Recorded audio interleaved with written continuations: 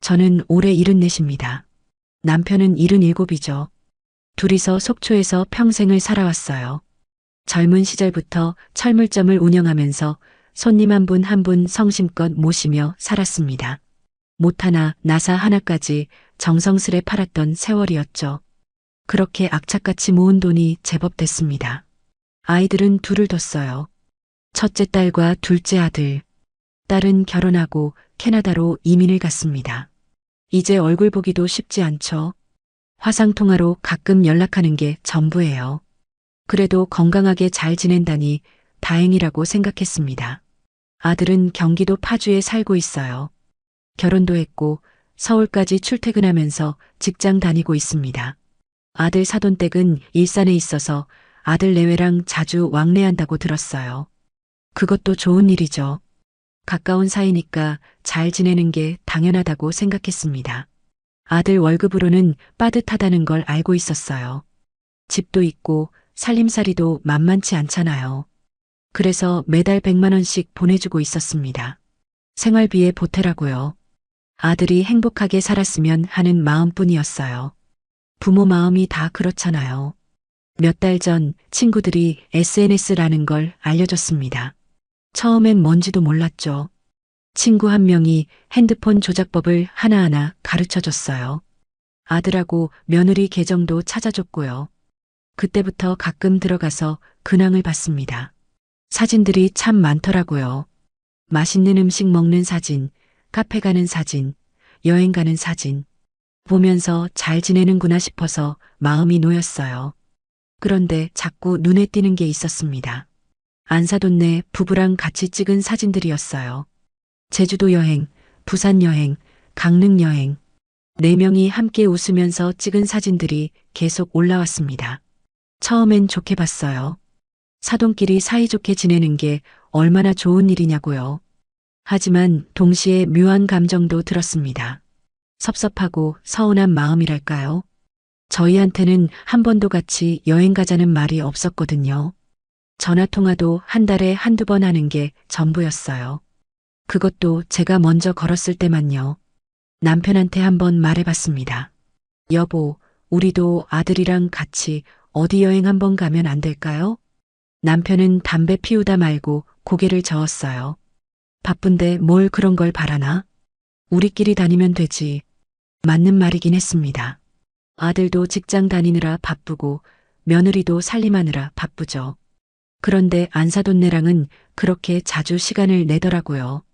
그게 자꾸 마음에 걸렸습니다. 어느 날 저녁 핸드폰을 보다가 또 사진이 올라온 걸 봤어요. 이번엔 경주였습니다. 불국사 앞에서 네 명이 찍은 단체 사진이었죠. 며느리가 올린 글에는 이렇게 적혀 있었어요. 오랜만에 힐링 여행. 엄마 아빠랑 함께해서 더 즐거웠어요. 저는 화면을 한참 들여다봤습니다. 가슴이 답답했어요. 뭐라 표현할 수 없는 감정이 목까지 차올랐죠. 남편한테 핸드폰을 보여줬습니다. 또 안사돈네랑 여행 갔네요. 남편은 안경을 고쳐 쓰고 사진을 봤어요. 한참을 보더니 핸드폰을 돌려줬습니다. 잘 지내는 거 아니가? 좋은 일이지. 그렇게 말했지만 남편 표정도 밝지는 않았어요. 남편도 뭔가 느끼는 게 있는 것 같았습니다. 저는 그날 밤 잠을 설쳤어요. 철물점 일로 몸이 피곤했는데도 잠이 안 왔습니다. 천장만 멍하니 바라봤죠. 제가 너무 욕심이 많은 건가 싶기도 했어요. 아들이 행복하게 사는 게 제일 중요한 건데 왜 이런 감정이 드는지 스스로도 이해가 안 됐습니다. 다음 날 아침 철물점 문을 열었어요. 단골 손님이 들어오셔서 인사를 나눴습니다. 평소처럼 웃으면서 응대했죠. 그런데 마음 한구석은 계속 무거웠어요. 그래도 저는 아들한테 한마디도 하지 않았습니다. 괜히 아들 마음 불편하게 만들고 싶지 않았거든요. 그냥 혼자 사귀기로 했어요. 부모 노릇이란 게 원래 그런 거라고 생각했습니다. 매달 100만 원은 꼬박꼬박 보냈습니다. 아들이 고맙다는 말도 이젠 잘 안 하더라고요. 당연하게 받는 것처럼 느껴졌죠. 그래도 아들이 필요로 한다면 더 보내줄 수도 있다고 생각했습니다. 그런데 세상 일이란 게 참 알 수 없는 거더라고요. 제가 상상도 못한 일들이 곧 일어날 줄은 그땐 전혀 몰랐습니다. 그렇게 평범한 하루하루를 보내던 어느 날이었습니다. 아침에 일어나서 남편이랑 같이 아침밥을 먹었어요. 된장찌개하고 김치, 계란말이를 상에 올렸죠. 남편은 평소처럼 밥을 먹으면서 신문을 봤습니다. 오늘도 날씨가 좋네요. 제가 말을 걸었어요. 남편은 고개만 끄덕였죠. 별다를 것 없는 아침이었습니다. 그저 그런 평범한 하루의 시작이라고 생각했어요. 아침을 먹고 나서 철물점 문을 열 준비를 했습니다. 남편이 먼저 나가서 셔터를 올리고 있었어요. 저는 설거지를 하고 있었죠. 그때였습니다. 쿵 하는 소리가 들렸어요. 처음엔 뭔가 떨어진 줄 알았습니다. 철물점에 물건이 워낙 많으니까요. 그런데 뭔가 이상했어요. 남편 목소리가 들리지 않았거든요. 여보, 대답이 없었습니다. 저는 앞치마를 벗으면서 급하게 철물점으로 뛰어갔어요. 그리고 남편을 봤습니다. 바닥에 쓰러져 있었어요. 여보, 여보, 소리를 질렀습니다. 남편한테 달려갔죠. 남편은 눈을 감고 있었어요. 얼굴 한쪽이 약간 비틀어진 것 같았습니다. 팔도 축 늘어져 있었고요. 손이 떨렸어요. 온몸이 얼어붙는 것 같았습니다. 머릿속이 새하얘졌죠. 이럴 때 뭘 해야 하는지 생각이 안 났어요. 여보, 정신 차려요. 제발. 남편 얼굴을 두드렸습니다. 그런데 반응이 없었어요. 가슴이 철렁 내려앉았죠. 그제야 정신을 차렸습니다. 전화를 해야 했어요. 떨리는 손으로 핸드폰을 꺼냈습니다. 119를 눌렀죠. 어디세요? 남편이 쓰러졌어요. 숨은 쉬는 것 같은데 정신을 못 차려요. 목소리가 떨렸습니다. 상황을 설명하는데 말이 제대로 안 나왔어요. 구급대원이 침착하게 주소를 물었습니다. 저는 주소를 말했죠. 곧 갈게요. 환자분을 옆으로 눕히시고 기도를 확보해 주세요. 구급대원 말대로 했습니다. 남편을 조심스럽게 옆으로 눕혔어요. 손이 계속 떨렸죠. 남편 얼굴을 보면서 기도했습니다. 제발 괜찮기를, 제발 정신 차리기를. 구급차가 온 건 10분쯤 지나서였어요. 그 10분이 10년 같았습니다. 구급대원들이 들어와서 남편 상태를 확인했죠. 혈압을 재고 맥박을 확인했습니다. 뇌졸중 의심됩니다. 바로 병원 가셔야 해요. 뇌졸중. 그 말을 듣는 순간 눈앞이 캄캄해졌어요. 구급대원들이 남편을 들것에 옮겼습니다. 저도 급하게 가방을 챙겨서 구급차에 올라탔죠. 사이렌 소리가 울렸습니다. 구급차 안에서 남편 손을 꼭 잡았어요. 차가웠습니다. 남편 얼굴을 보면서 눈물이 났죠. 평생을 함께 살아온 사람이었어요. 이렇게 갑자기 쓰러질 줄은 몰랐습니다. 병원에 도착했어요. 의사들이 달려와서 남편을 응급실로 데려갔습니다. 저는 밖에서 기다릴 수밖에 없었죠. 1시간쯤 지났을까요? 의사가 나왔습니다. 보호자분이시죠? 저는 벌떡 일어났어요. 네, 남편이 어떻게 됐나요? 의사는 차트를 보면서 설명했습니다. 급성 뇌졸중입니다. 다행히 빨리 오셔서 치료를 시작했어요. 지금 검사하고 있는 중인데 상태를 좀 더 지켜봐야 합니다. 뇌졸중이 맞았어요. 귀로 듣는 순간 다리에 힘이 풀렸습니다. 의자에 주저앉았죠. 혼자였어요. 이렇게 큰일이 났는데 옆에 아무도 없었습니다. 딸은 캐나다에 있었죠. 비행기 타고 와야 하니까 시간도 오래 걸릴 거예요. 괜히 걱정만 끼칠 것 같아서 알리지 않기로 했습니다. 그래도 아들한테는 알려야 했어요. 떨리는 손으로 전화를 걸었습니다. 신호음이 몇 번 울렸죠. 아들이 받았어요. 엄마, 무슨 일이에요? 목소리가 바빴습니다. 저는 최대한 침착하게 말하려고 했어요. 아빠가 쓰러지셨어. 지금 병원 응급실에 있어. 전화기 너머로 잠깐 침묵이 흘렀습니다. 아들이 말했죠. 뭐라고요? 어떻게 쓰러지셨는데요? 저는 상황을 설명했어요. 아침에 철물점에서 갑자기 쓰러진 일, 구급차 타고 온 일, 뇌졸중이라는 진단을 받은 일. 다 말하고 나니 목이 메었습니다. 그럼 지금 당장 갈게요. 그렇게 말할 줄 알았어요. 당연히 달려올 거라고 생각했습니다. 그런데 아들 대답은 달랐어요. 엄마, 그게 제가 지금 회사에서 급한 일이 있어서요. 급한 일? 회사 일이 급하다고요. 저는 귀를 의심했습니다. 아빠가 병원에 계신데 회사 일이 그렇게 급해? 말끝이 떨렸어요. 아들은 난감한 목소리로 말했습니다. 내일 외국 출장을 가야 해서요. 정말 미루기 어려운 일정이에요. 출장 갔다 와서 바로 들를게요.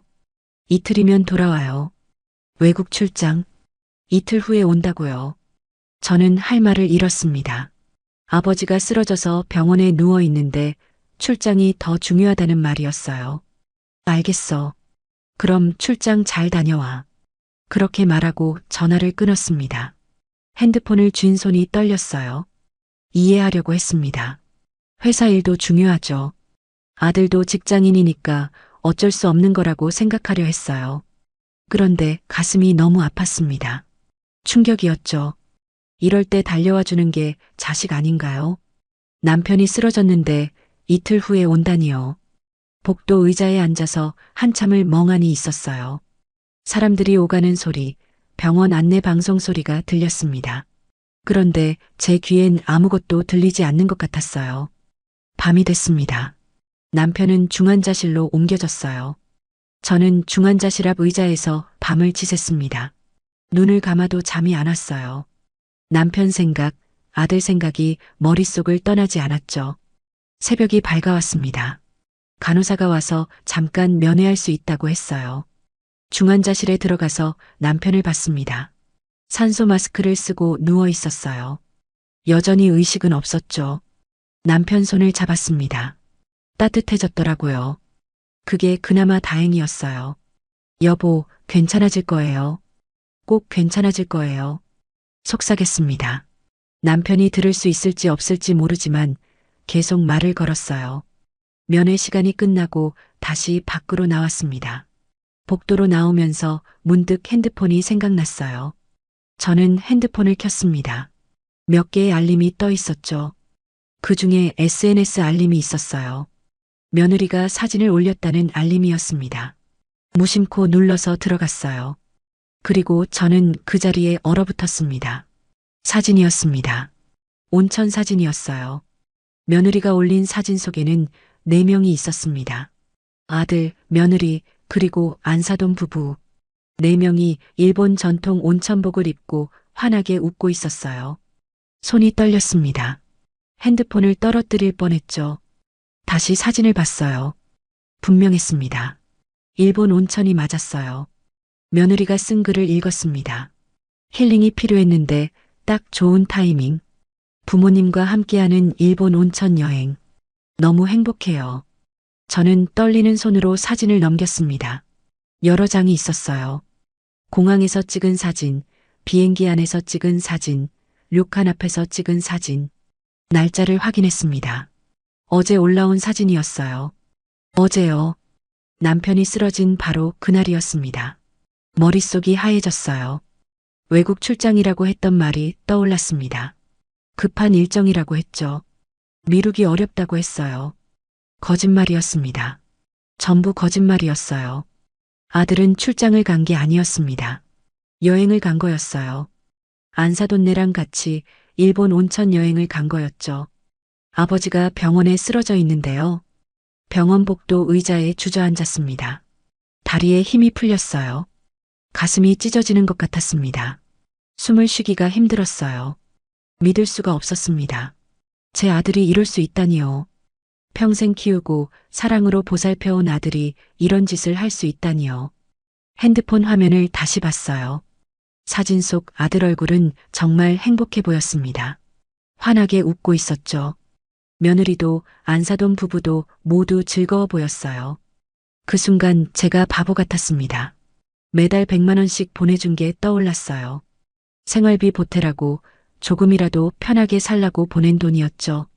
그 돈으로 이런 여행을 다니고 있었던 거예요. 눈물이 나올 것 같았습니다. 그런데 눈물도 안 나왔어요. 그냥 공허했습니다. 가슴에 구멍이 뚫린 것 같았죠. 지나가던 간호사가 물었어요. 보호자분, 괜찮으세요? 얼굴이 안 좋으신데요. 고개를 저었습니다. 괜찮다고 말했죠. 괜찮을 리가 없었지만요. 핸드폰을 꼭 쥐고 있었습니다. 사진을 계속 봤어요. 볼수록 가슴이 아팠습니다. 배신감이랄까요? 이런 감정은 처음이었어요. 아들한테 전화하고 싶었습니다. 당장 따져 묻고 싶었죠. 어떻게 이럴 수 있냐고, 아버지가 쓰러졌는데 여행을 가다니 말이 되냐고 소리치고 싶었어요. 그런데 전화를 걸지 못했습니다. 손가락이 움직이지 않았어요. 전화를 걸면 뭐라고 말해야 할지도 모르겠더라고요. 중환자실 문을 바라봤습니다. 저 안에 남편이 누워 있었어요. 의식도 없이 생사를 오가고 있었죠. 그런데 아들은 온천에서 웃고 있었습니다. 화가 났어요. 동시에 슬펐습니다. 그리고 무엇보다 허무했죠. 제가 뭘 잘못한 걸까요? 아들을 어떻게 키운 걸까요? 젊은 시절이 떠올랐습니다. 아들 낳고 키우느라 얼마나 힘들었는지 몰라요. 철물점 일하면서 애 키우는 게 쉽지 않았죠. 밤에 아들 아파서 울면 병원 응급실 뛰어갔던 일, 학교 준비물 챙겨주느라 밤새 바느질하던 일, 대학 등록금 마련하려고 악착같이 일하던 일. 전부 다 아들을 위해서였어요. 아들이 잘 되길 바라는 마음뿐이었습니다. 그렇게 키운 아들이 이렇게 됐더라고요. 며느리 사진을 다시 봤습니다. 며느리도 환하게 웃고 있었어요. 안사돈 부부 옆에서요. 제 남편은 병원에 누워 있는데 안사돈네랑은 온천 여행을 즐기고 있었던 겁니다. 그제야 이해가 됐어요. 왜 아들이 저희보다 안사돈네를 더 챙겼는지, 왜 저희한테는 한 번도 같이 여행 가자는 말이 없었는지, 저희는 그냥 돈 보내주는 사람이었던 거예요. 댓글들도 봤습니다. 친구들이 부러워하는 댓글을 달았더라고요. 너무 좋아 보여. 나도 가고 싶다. 일본 온천 최고지. 힐링 제대로 하네. 가족들이랑 여행 가는 게 최고야. 가족. 그 댓글이 가슴에 박혔습니다. 가족이라고요. 그럼 저희는 뭔가요? 남편하고 저는 가족이 아닌가요? 시간이 얼마나 지났는지 모르겠어요. 그냥 복도 의자에 앉아서 멍하니 있었습니다. 사람들이 오가는 소리, 병원 방송 소리가 희미하게 들렸죠. 간호사가 와서 말했어요. 보호자분, 환자분 상태 확인하러 가실래요? 고개를 끄덕이고 일어났습니다. 중환자실로 들어갔어요. 남편은 여전히 의식이 없었습니다. 산소 마스크만 쉬익쉬익 소리를 내고 있었죠. 남편 손을 잡았습니다. 남편 얼굴을 봤어요. 주름이 가득한 얼굴이었습니다. 평생을 고생만 하면서 산 얼굴이었죠. 저랑 함께 철물점 운영하면서 아이들 키우면서 악착같이 살아온 세월이 그 얼굴에 다 새겨져 있었어요. 이 사람은 아들을 위해 평생을 바쳤습니다. 아들 대학 보내려고 밤낮 없이 일했죠. 아들 결혼할 때도 목돈을 보태줬어요. 손주 태어났을 때도 기뻐하면서 용돈 챙겨줬고요. 그런 아버지가 지금 쓰러져 있는데 아들은 온천에서 웃고 있었습니다. 여보, 미안해요. 남편한테 속삭였습니다. 제가 왜 미안하다고 하는지도 모르겠었어요. 그냥 미안했습니다. 이렇게 된 게 전부 다요. 면회 시간이 끝났습니다. 다시 밖으로 나왔어요. 복도 의자에 앉았죠. 핸드폰은 꺼버렸습니다. 더 이상 보고 싶지 않았거든요. 배가 고팠는데 먹고 싶지 않았어요. 밥을 먹을 기운도 없었습니다. 그냥 물만 마셨죠. 밤이 또 왔습니다. 이틀째 병원에서 밤을 지새는 거였어요. 복도 의자에 기대서 눈을 감았습니다. 아들이 보냈던 문자가 떠올랐어요. 가끔 보내던 안부 문자들이요. 엄마, 잘 지내시죠? 바빠서 전화 못 드려서 죄송해요. 엄마, 보내주신 돈 잘 받았어요. 감사합니다. 전부 거짓이었던 걸까요? 그 말들도 다 형식적인 말이었던 걸까요? 눈을 떴습니다. 천장을 봤어요. 형광등 불빛이 눈부셨습니다. 가슴이 너무 아팠어요. 숨을 쉬는 게 힘들었죠. 그래도 참았습니다. 울지 않았어요. 지금 울 때가 아니었거든요. 남편이 깨어나야 했습니다. 남편이 괜찮아져야 했어요. 그게 제일 중요했죠. 아들 일은 나중에 생각하기로 했습니다. 일단은 남편이 우선이었어요. 새벽이 밝아왔어요. 간호사가 교대하는 소리가 들렸습니다. 하루가 또 시작되고 있었죠. 저는 여전히 복도 의자에 앉아 있었습니다. 중환자실 문만 바라보면서요.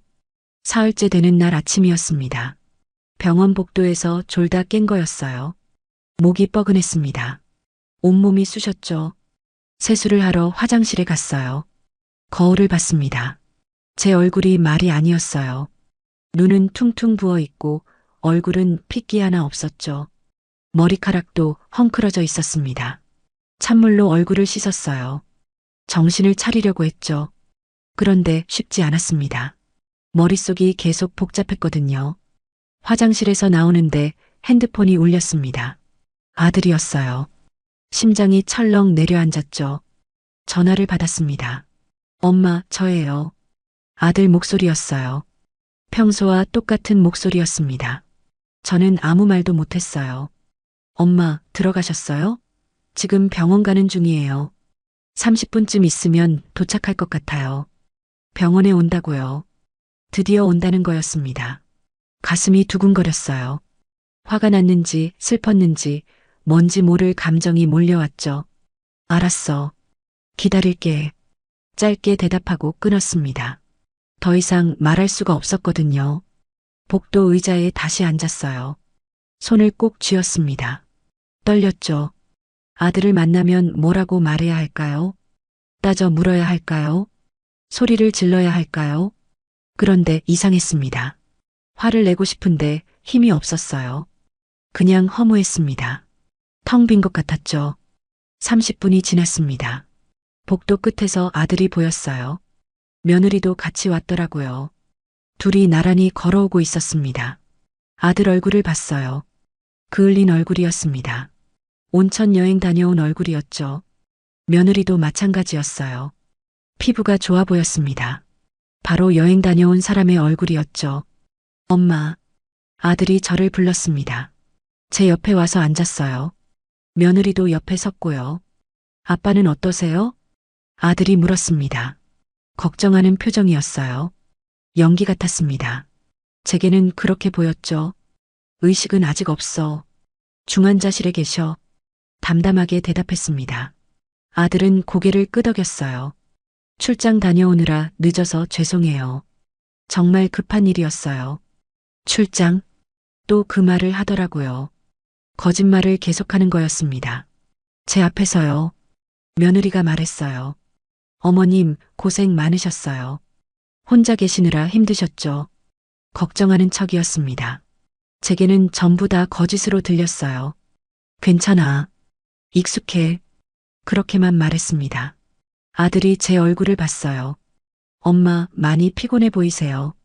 좀 쉬셔야 할 것 같은데요. 쉬라고요. 사흘 동안 잠도 제대로 못 자고 여기 있었는데 이제 와서 쉬라고 하더라고요. 아빠 곁에 있어야 해. 짧게 대답했습니다. 아들은 더 이상 말하지 않았어요. 간호사가 와서 면회 시간이라고 알려줬습니다. 셋이 함께 중환자실로 들어갔어요. 남편이 누워 있었습니다. 아들이 남편 옆으로 갔어요. 남편 손을 잡더라고요. 아버지, 저 왔어요. 걱정 마세요. 금방 좋아지실 거예요. 아들 목소리가 떨렸습니다. 진짜 걱정하는 것처럼 보였어요. 그런데 저는 알고 있었죠. 사흘 전에 이 사람이 뭘 하고 있었는지요. 며느리도 남편한테 인사했습니다. 아버님, 빨리 회복하세요. 저희가 자주 올게요. 자주 온다고요. 믿을 수가 없었습니다. 입으로는 그렇게 말하면서 속으로는 뭘 생각하고 있을까요? 면회 시간이 끝났습니다. 다시 밖으로 나왔어요. 복도에서 아들이 말했습니다. 엄마, 저희가 며칠 있다 다시 올게요. 회사 일도 있고 해서요. 회사 일? 또 그 핑계였습니다. 그래, 알았어. 바쁘면 안 와도 돼. 그렇게 말했어요. 아들이 제 얼굴을 봤습니다. 뭔가 이상하다고 느낀 것 같았어요. 엄마, 괜찮으세요? 괜찮냐고 묻더라고요. 괜찮을 리가 없었죠. 괜찮아. 걱정 마. 웃으면서 말했습니다. 억지로 웃었어요. 아들한테 티 내고 싶지 않았거든요. 며느리가 봉투를 꺼냈습니다. 어머님, 이거 병원비 쓰세요. 부족하시면 말씀하시고요. 돈이었어요. 봉투 안에 돈이 들어 있었습니다. 고마워. 잘 쓸게. 받아서 가방에 넣었습니다. 아들 부부는 조금 더 있다가 갔어요. 바쁘다고 다음에 다시 오겠다고 말하면서요. 둘이 복도를 걸어가는 모습을 봤습니다. 나란히 걸어가더라고요. 며느리가 아들 팔짱을 꼈어요. 아들이 웃으면서 뭔가 말했고요. 행복해 보였습니다. 정말 행복해 보였어요. 아버지가 중환자실에 누워 있는데도요. 둘이 사라지고 나서 봉투를 꺼냈습니다. 열어봤어요. 100만 원이 들어 있었습니다. 웃음이 나왔어요. 쓴웃음이었죠. 100만 원. 제가 매달 보내주던 돈과 똑같은 액수였습니다. 봉투를 도로 가방에 넣었어요. 쓰고 싶지 않았습니다. 그 돈이 더럽게 느껴졌거든요. 복도 의자에 앉았습니다. 한참을 그렇게 앉아 있었어요. 아들한테 한마디도 못한 제 자신이 한심했습니다. 왜 말하지 못했을까요? 왜 따져 묻지 못했을까요? 알면서도 모른 척한 제가 바보 같았어요. 그런데 어쩔 수가 없었습니다. 지금 남편 상태가 최우선이었거든요. 아들하고 싸우면 남편한테 안 좋을 것 같았어요. 스트레스 받으면 회복이 늦어질 수도 있었죠. 그래서 참았습니다. 꾹 눌러 참았어요. 가슴이 터질 것 같았지만 참았습니다. 남편이 깨어나면 말하기로 했어요. 남편이 괜찮아지면 그때 아들한테 말하기로 마음먹었죠. 저녁이 됐습니다. 병원 식당에서 김밥을 샀어요. 먹어야 한다고 생각했거든요. 그래야 남편 간병할 힘이 생기니까요. 김밥을 한 입 베어 물었습니다. 씹었어요. 그런데 맛이 없었습니다. 아무 맛도 느껴지지 않았죠. 그래도 억지로 삼켰어요. 반쯤 먹고 남겼습니다. 더 이상 못 먹겠더라고요. 목으로 넘어가지 않았어요. 중환자실로 다시 갔습니다. 면회 시간이었거든요. 들어가서 남편을 봤어요. 여보, 아들이 다녀갔어요. 며느리도 왔고요. 남편한테 말했습니다. 남편은 대답이 없었죠. 당연했습니다. 의식이 없으니까요. 걱정 마세요. 전부 다 제가 알아서 할게요. 여보는 빨리 나으시기만 하면 돼요. 남편 손을 꼭 쥐었습니다. 따뜻했어요. 체온이 느껴졌죠. 그게 위안이 됐습니다. 아들 일은 나중에 얘기할게요. 지금은 여보 건강이 제일 중요해요. 아시죠? 속삭였어요. 남편이 들을 수 있을지 없을지 몰랐지만 계속 말을 걸었습니다. 가슴이 아팠습니다. 계속 아팠어요. 이 고통이 언제 끝날까요? 남편이 깨어나면 끝날까요? 남편이 깨어나길 기도했습니다. 제발 깨어나시길. 그것만 바랐어요. 그리고 남편이 깨어나면 그때는 아들한테 전부 다 말하리라 다짐했습니다. 더 이상 참지 않기로요. 나흘째 되던 날 아침이었습니다. 간호사가 달려왔어요. 보호자분, 환자분이 눈을 뜨셨어요. 그 말을 듣는 순간 가슴이 쿵 내려앉았습니다. 눈을 떴다고요. 남편이 깨어났다는 말이었죠. 중환자실로 뛰어갔어요. 문을 열고 들어갔습니다. 남편이 보였어요. 눈을 뜨고 있었습니다. 희미하게 저를 보고 있었어요. 여보, 남편 곁으로 달려갔습니다. 손을 꼭 잡았죠. 남편이 입술을 움직였어요. 당신, 목소리가 작았습니다. 힘이 없었죠. 그래도 말을 하고 있었어요. 살아있다는 증거였습니다. 눈물이 났습니다. 그동안 참았던 눈물이 쏟아졌어요. 며칠간 울지 않았는데 그 순간만큼은 참을 수가 없었습니다. 괜찮아요. 이제 괜찮아요. 깨어나셔서 정말 다행이에요. 남편 손을 쥐고 울었어요. 한참을 그렇게 울었습니다. 의사가 들어왔어요. 남편 상태를 확인했습니다. 혈압을 재고 맥박을 확인하고 여러 가지 검사를 했죠. 초기에 잘 대응하셔서 다행입니다. 뇌 손상이 크지 않아요. 회복이 가능할 것 같습니다. 의사 말에 안도했습니다. 회복이 가능하다니요. 그 말이 얼마나 반가웠는지 몰라요. 다만 재활 치료가 필요합니다. 시간이 걸릴 거예요. 천천히 회복하실 겁니다. 알겠다고 대답했어요. 시간이 걸려도 괜찮았습니다. 깨어나셨으니까요. 그날부터 남편은 조금씩 나아지기 시작했습니다. 처음엔 말도 제대로 못했어요. 발음이 어눌했죠. 팔다리도 잘 움직이지 못했고요. 하지만 하루가 다르게 좋아졌습니다. 이틀째 되니 말을 조금 더 또렷하게 했어요. 사흘째 되니 손가락을 움직일 수 있었죠. 저는 남편 곁을 떠나지 않았습니다. 간호사들이 집에 가서 쉬라고 했어요. 그런데 갈 수가 없었습니다. 남편 옆에 있어야 했거든요. 병원 침대 옆 간이 침대에서 잤어요. 남편 손을 잡고 잤습니다. 밤중에 남편이 깨면 바로 알 수 있게요. 일주일이 지났습니다. 남편 상태가 많이 호전됐어요. 중환자실에서 일반 병실로 옮겼습니다. 그날 남편이 처음으로 웃었어요. 당신 고생 많았소. 그렇게 말하면서 제 손을 잡았습니다. 힘이 약했지만 따뜻했어요. 무슨 고생이에요? 당연한 거죠. 웃으면서 대답했습니다. 정말 다행이었어요. 남편이 살아있다는 게요. 병실에서 남편은 재활 치료를 받았습니다. 물리치료사가 와서 팔다리 운동을 도와줬어요. 언어치료사도 와서 발음 연습을 시켰죠. 남편은 성실하게 치료를 받았습니다. 힘들어 보였어요. 땀을 흘리면서 운동했죠. 그래도 포기하지 않았습니다. 저도 도왔어요. 병실에서 같이 운동했습니다. 팔을 들어 올리는 연습, 다리를 움직이는 연습, 전부 다 함께 했죠. 하나, 둘, 셋. 구령을 붙여가며 운동했습니다. 남편이 힘들어하면 쉬었다가 다시 했어요. 천천히 조금씩요. 열흘째 되던 날 남편이 처음으로 일어났습니다. 제 부축을 받으면서요. 침대에서 일어나 섰어요. 어지럽지 않아요? 물었습니다. 남편은 고개를 저었어요. 괜찮소? 그렇게 말하면서 한 발 내디뎠습니다. 비틀거렸어요. 제가 얼른 잡았죠. 천천히 해요. 급하게 하지 마시고. 남편은 한 발 또 한 발 걸었습니다. 병실 안을 천천히 걸었어요. 제가 옆에서 부축했죠. 복도까지 나갔습니다. 복도를 천천히 걸었어요. 간호사들이 박수를 쳐줬습니다. 잘하셨어요. 정말 잘하셨어요. 남편이 웃었습니다. 뿌듯해하는 표이었어요. 저도 기뻤습니다. 정말 기뻤죠. 그렇게 매일 조금씩 걸었습니다. 처음엔 병실 앞만 걸었어요. 그 다음엔 복도를 걸었죠. 점점 거리가 늘어났습니다. 2주일째 되던 날 의사가 말했어요. 다음 주쯤 퇴원 가능할 것 같습니다. 집에서 요양하시면서 통원 치료 받으시면 돼요.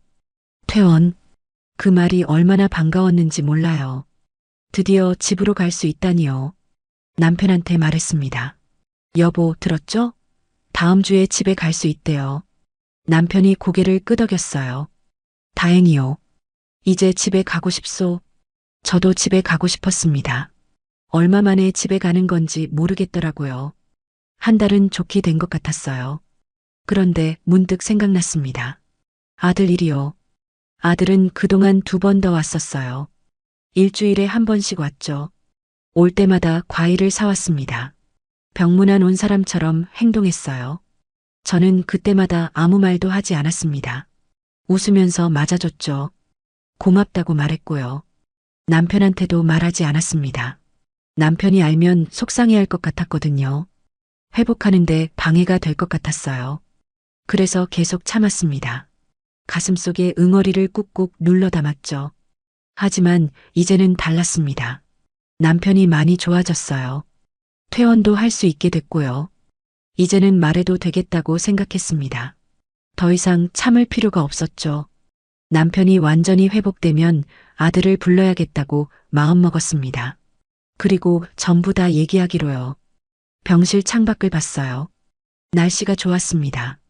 햇살이 따스하게 들어오고 있었죠. 남편이 침대에 앉아서 신문을 보고 있었어요. 안경을 쓰고 신문을 읽는 모습이 평소와 똑같았습니다. 퇴원하는 날이 다가왔습니다. 짐을 쌌어요. 병실에서 지내면서 쌓인 짐들이 제법 됐더라고요. 남편은 혼자 걸을 수 있게 됐습니다. 지팡이 없이도 걸었어요. 발음도 거의 정상으로 돌아왔죠. 완전히 회복되려면 시간이 더 필요합니다. 무리하지 마시고 꾸준히 운동하세요. 의사가 당부했어요. 알겠다고 대답했습니다. 퇴원 날 아들이 차를 가지고 왔습니다. 남편을 모시고 집까지 가겠다고요. 아버지, 조심하세요. 아들이 남편을 부축했어요. 차에 태웠죠. 며느리도 함께 왔더라고요. 차 안에서 아무도 말이 없었습니다. 조용했어요. 저는 창밖만 봤습니다. 속초까지 2시간 걸렸어요. 집에 도착했습니다. 오랜만에 보는 집이었죠. 집 안으로 들어갔어요. 먼지가 쌓여 있었습니다. 한동안 비워뒀으니까요. 어머니, 청소할게요. 며느리가 말했습니다. 저는 고개를 저었어요. 괜찮아. 내가 할게. 너희는 가봐. 며느리가 난감한 표정을 지었어요. 아들도 저를 봤죠. 엄마, 저희가 도와드릴게요. 아들이 말했습니다. 저는 단호하게 말했어요. 괜찮다니까. 아빠 좀 쉬게 해드려야 해. 너희는 이제 가. 아들은 더 이상 말하지 않았습니다. 며느리한테 눈짓했어요. 둘이 나갔죠. 남편을 침대에 눕혔습니다. 이불을 덮어줬어요. 여보, 좀 쉬세요. 제가 청소할게요. 남편은 고개를 끄덕이고 눈을 감았습니다. 피곤해 보였어요. 저는 청소를 시작했습니다. 집안 구석구석을 닦았어요. 먼지를 털고 바닥을 닦고 창문을 닦았죠. 청소하면서 생각했습니다. 이제 남편도 많이 나아졌어요. 집에서 편히 쉴 수 있게 됐죠. 이제는 아들한테 말할 때가 됐습니다. 더 이상 미룰 수 없었어요. 며칠 후에 아들을 부르기로 마음먹었습니다. 그리고 전부 다 얘기하기로요. 일주일이 지났습니다. 남편은 집에서 잘 회복하고 있었어요. 매일 아침 산책을 나갔습니다. 철물점 앞까지 걸어갔다가 돌아오곤 했죠. 저는 그동안 생각을 정리했어요. 아들한테 뭐라고 말할지, 어떻게 말할지 계속 생각했습니다. 밤마다 잠이 안 왔어요. 침대에 누워서 천장만 봤죠.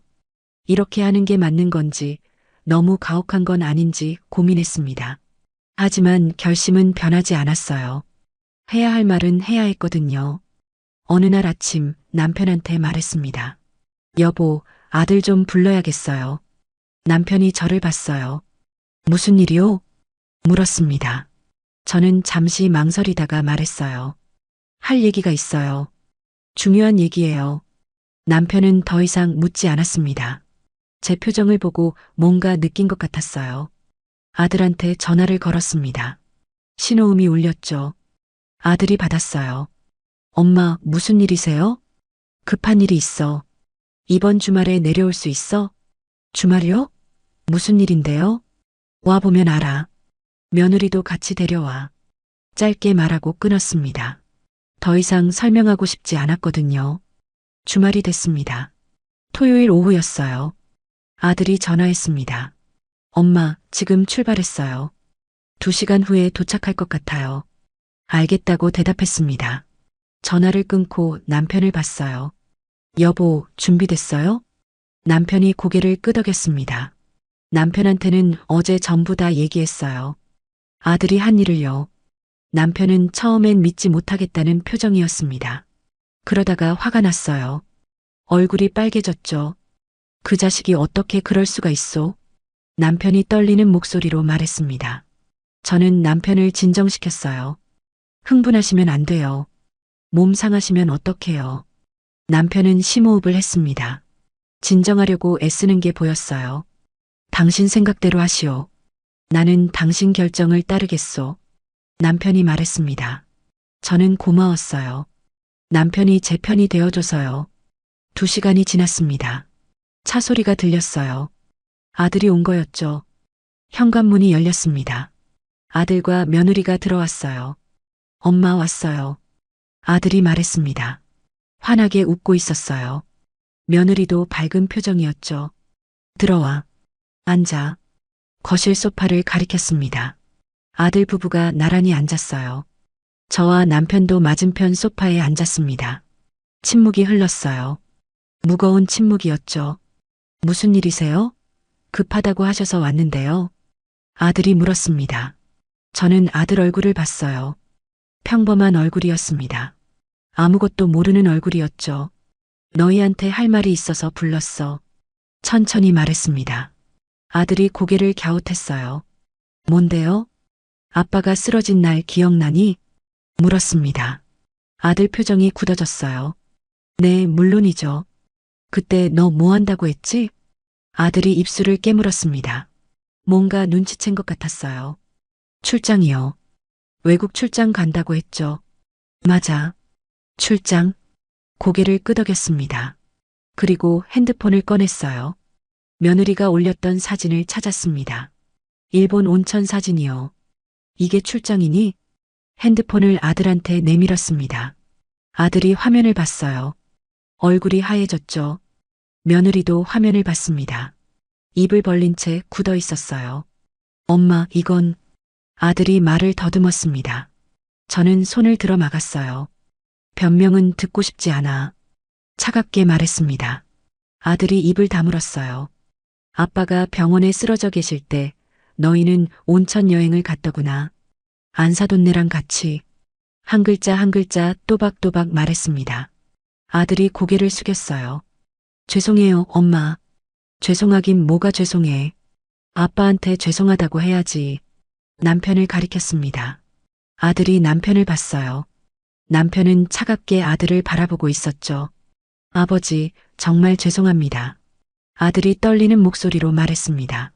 남편은 대답하지 않았어요. 며느리가 울먹이기 시작했습니다. 어머님, 저희가 잘못했어요. 정말 죄송해요. 울지 마. 울 자격도 없어. 며느리가 입을 막고 흐느꼈어요. 그 여행은 몇 달 전부터 계획했던 거였어요. 취소하면 위약금도 있고.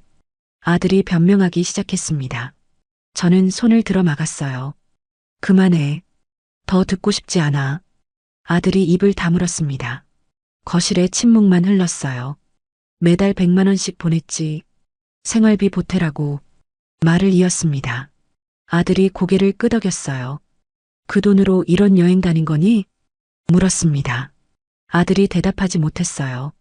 너희는 안사돈네랑 한 달에 한두 번씩 여행을 다녔더구나. 우리한테는 한 번도 같이 가자는 말이 없었지만. 엄마, 말하지 마. 다 알아. SNS로 다 봤어. 아들이 고개를 더 숙였습니다. 어깨가 떨리고 있었어요. 우리는 그냥 돈 주는 사람이니? 목소리가 떨렸습니다. 참으려고 했는데 참아지지 않았어요. 아니에요, 엄마. 그런 게 아니에요. 그럼 뭐니? 아빠가 죽을 뻔했는데 여행 간 게 사람이 할 짓이야? 소리가 커졌습니다. 아들이 울기 시작했어요. 죄송해요. 정말 죄송해요. 제가 잘못했어요. 아들이 계속 사과했습니다. 저는 차갑게 아들을 봤어요. 이제부터 용돈은 없어. 유산도 없다고 생각해. 단호하게 말했습니다. 아들이 고개를 들었어요. 엄마, 그건 너무 뭐가 너무해. 이게 당연한 거야. 말을 끊었습니다. 아들이 할 말을 잃은 표정이었어요. 그리고 앞으로 연락 안 했으면 좋겠어. 우리끼리 살 거야. 엄마, 그건 안 돼요. 저희가 잘못한 건 맞지만 부모보다 여행이 좋은 자식은 자식이 아니야. 또박또박 말했습니다. 아들이 말문이 막힌 듯 저를 봤어요. 엄마, 제발 한 번만 용서해 주세요. 아들이 무릎을 꿇었습니다. 바닥에 엎드렸어요. 며느리도 따라서 무릎을 꿇었죠. 일어나. 보기 싫어. 냉정하게 말했습니다. 아들이 고개를 들었어요. 눈물범벅이 된 얼굴이었죠. 앞으로 아빠랑 나는 우리끼리 살 거야. 평생 모은 돈으로 여행도 다니고 하고 싶은 것도 하면서 살 거야. 남편을 봤습니다. 남편이 제 손을 잡아줬어요. 너희는 너희끼리 잘 살아. 안사돈네랑 여행 많이 다니고. 일어섰습니다. 남편도 일어났어요. 이제 가봐. 우리는 쉬어야 해. 아들이 일어서지 못하고 있었습니다. 저는 현관문을 열었어요. 나가. 한마디만 했습니다. 아들이 비틀거리며 일어났어요. 며느리를 부축했죠. 둘이 현관으로 걸어갔습니다. 문 앞에서 아들이 돌아봤어요. 엄마, 정말 죄송해요. 다시는 이런 일 없게 하겠습니다. 됐어. 이제 가. 문을 닫았습니다. 차 시동 거는 소리가 들렸어요. 차가 멀어지는 소리도 들렸죠. 남편이 제 어깨를 감싸줬습니다. 잘했소. 당신 잘했어. 남편 품에 안겼어요. 그제야 눈물이 났습니다.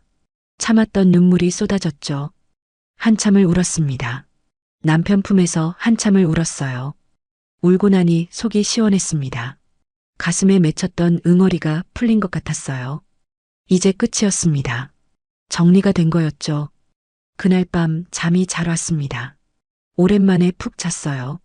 아침에 일어나니 개운했죠. 남편도 평온한 얼굴로 자고 있었습니다. 옆에서 남편 얼굴을 한참 봤어요. 주름이 가득했지만 편안해 보였습니다. 남편이 눈을 떴어요. 잘 잤소? 물었습니다.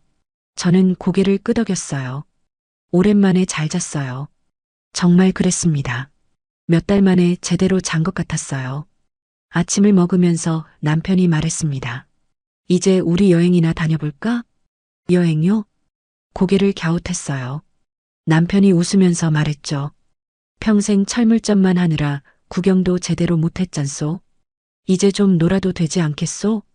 맞는 말이었습니다. 평생을 일만 하면서 살았어요. 여행 한번 제대로 못 가봤죠. 몸은 괜찮으세요? 아직 회복 중이잖아요. 걱정스럽게 물었습니다. 남편이 팔을 들어 보였어요. 이만하면 됐소.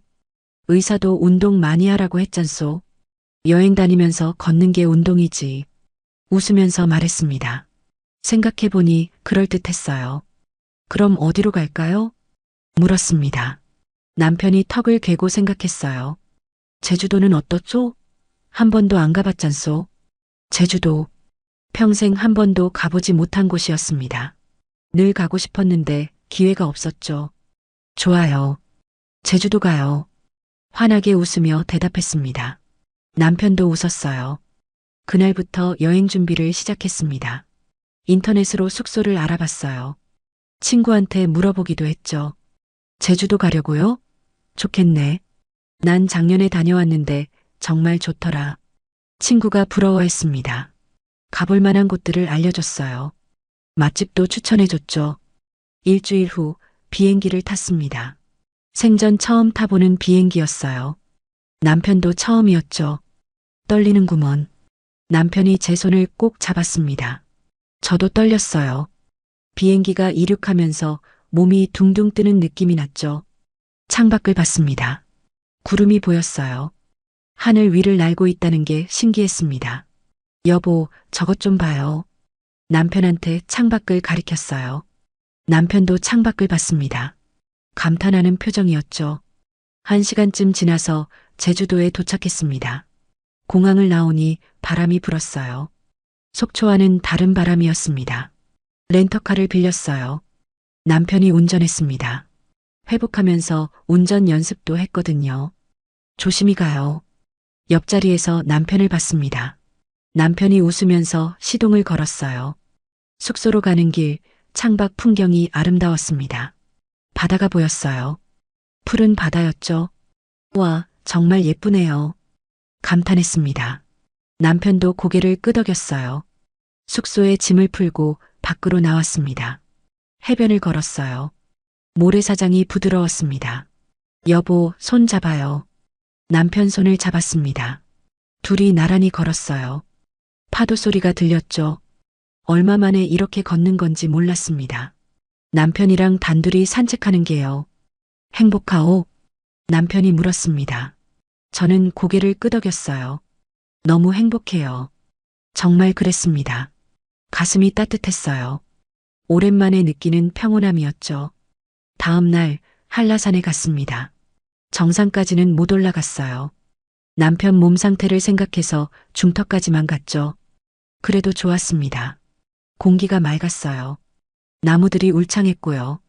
천천히 가요. 급하게 가지 말고 남편한테 말했습니다. 남편이 웃으면서 천천히 걸었어요. 중간중간 쉬면서 올라갔습니다. 벤치에 앉아서 물을 마셨어요. 땀을 닦았죠. 힘들지 않아요? 물었습니다. 남편이 고개를 저었어요. 괜찮소. 이 정도는 할 수 있소. 든든한 목소리였습니다. 남편이 많이 좋아진 게 느껴졌어요. 중턱에서 내려다본 풍경이 장관이었습니다. 제주 시내가 한눈에 보였어요. 바다도 보였죠. 사진 찍어요. 핸드폰을 꺼냈습니다. 남편이랑 같이 찍었어요. 둘이 나란히 웃고 있는 사진이었죠. 오랜만에 찍는 사진이었습니다. SNS에 올릴 생각은 없었어요. 그냥 우리끼리 간직하려고 찍었죠. 일주일 동안 제주도를 여행했습니다. 성산 일출봉도 갔고 협재 해수욕장도 갔어요. 맛집도 찾아다녔죠. 매일이 즐거웠습니다. 남편이랑 손잡고 걷고 맛있는 거 먹고 예쁜 풍경 보고 행복했어요. 마지막 날 저녁 바닷가에 앉아 있었습니다. 석양이 지고 있었어요. 여보, 남편을 불렀습니다. 남편이 저를 봤어요. 고마워요. 이렇게 여행 오게 해줘서. 무슨 소리요? 내가 고맙지. 남편이 제 손을 잡았습니다. 따뜻했어요. 우리 앞으로도 이렇게 살아요. 둘이서. 말했습니다. 남편이 고개를 끄덕였어요. 그러기로 하지. 남은 인생 즐겁게 사는 거요. 석양이 바다에 비쳤습니다. 빨갛고 아름다웠어요. 속초로 돌아온 후 생활이 달라졌습니다. 철물점은 직원한테 맡겼어요. 저희는 그냥 가끔 들러서 확인만 했죠. 매달 여행 계획을 세웠습니다. 다음 달엔 경주, 그 다음 달엔 전주. 가보고 싶었던 곳들을 하나씩 가기로 했어요. 은행에 가서 통장 정리도 했습니다. 아들한테 보내던 자동이체를 끊었어요. 다른 곳에 쓰실 거예요? 은행원이 물었습니다. 고개를 끄덕였어요. 여행 다니는데 쓸 거예요. 밝게 웃으며 대답했습니다. 은행원도 웃었죠. 집에서 남편이랑 커피를 마시고 있었습니다. 창밖을 보니 날씨가 좋았어요. 여보, 오늘 산책 갈까요? 물었습니다. 남편이 고개를 끄덕였어요. 좋지. 가기로 하지. 둘이 집을 나섰습니다. 해변을 따라 걸었어요. 바닷바람이 시원했죠. 아들한테서 연락이 왔었습니다. 문자가 몇 번 왔었어요. 전화도 걸려왔죠. 받지 않았습니다. 문자도 읽지 않았어요. 차단하지는 않았지만 대응하지 않았죠. 언젠가는 다시 만날 날이 올 수도 있습니다. 그때 아들이 진심으로 뉘우쳤다면 그때는 용서할 수도 있겠죠. 하지만 지금은 아니었어요. 지금은 남편이랑 저 둘만의 시간이 필요했습니다. 평생 자식 뒷바라지하면서 살았어요. 이제는 우리를 위해 살고 싶었습니다. 다음 주엔 경주로 떠날 예정입니다. 불국사도 보고 첨성대도 볼 거예요. 한옥 숙소에서 자기로 했죠. 여행 가이드북을 펼쳐놓고 남편이랑 계획을 세웠습니다. 여기도 가보고 저기도 가보고. 남편이 손가락으로 가리키며 말했어요. 저도 신이 났죠. 다 가봐요. 시간 많잖아요. 웃으면서 말했습니다. 정말 그랬어요. 이제 시간은 많았습니다. 더 이상 누구를 위해 사는 게 아니었습니다. 우리를 위해 사는 거였죠. 남은 여생이 얼마나 될지 모릅니다. 10년일 수도 있고 20년일 수도 있어요. 그 시간 동안 최대한 행복하게 살 겁니다. 남편이랑 손잡고 여행 다니고 맛있는 거 먹고 웃으면서요. 그게 제 바람이었습니다. 소박하지만 진심 어린 바람이었죠. 남편이 저를 봤어요. 뭘 그렇게 봐요? 물었습니다. 저는 웃으며 대답했어요. 그냥요. 우리 좋은 시간 보내서 좋아서요. 남편도 웃었습니다. 주름진 얼굴에 환한 미소였어요. 앞으로도 계속 좋은 시간 보내기로 하지. 네, 그래요. 고개를 끄덕였습니다. 남편 손을 꼭 잡았어요. 창밖에서 바람이 불어왔습니다. 커튼이 하늘 흔들렸죠. 새로운 시작이었습니다. 늦었지만 진짜 우리를 위한 삶의 시작이었어요. 그리고 저는 행복했습니다. 진심으로요.